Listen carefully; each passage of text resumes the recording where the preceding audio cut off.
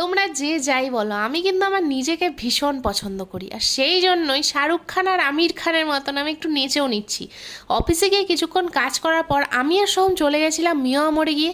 আর মিয়ামরে গিয়ে একটা স্পেশাল জিনিস দেখলাম, সেটা হচ্ছে কেক বা পেস্ট্রি তোমরা যে কজনই যেটাই নিচ্ছ না কেন, পার হেড একটা করে ওরা ক্যালেন্ডার দিচ্ছে। আর ক্যালেন্ডারটা বাইরে এসে আমি দেখিয়ে দিলাম, আর অফিসে গিয়েও দেখিয়ে দিচ্ছি। ক্যালেন্ডারটার মধ্যে সুকুমার রায়ের সব রকম কবিতা আছে, আবোল তাবোল, কুমড়ো পটাশ, হাঁস জারু, সব রকম আছে।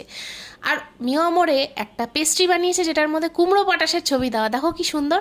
তারপরে একটা মজার জিনিস দেখো, ওদের একটা কিউআর কোড দেওয়া আছে ক্যালেন্ডারের মধ্যে, যেটা স্ক্যান করলে তুমি ওদের ওয়েবসাইটে সব রকম কবিতা পেয়ে যাবে সুকুমার রায়ের।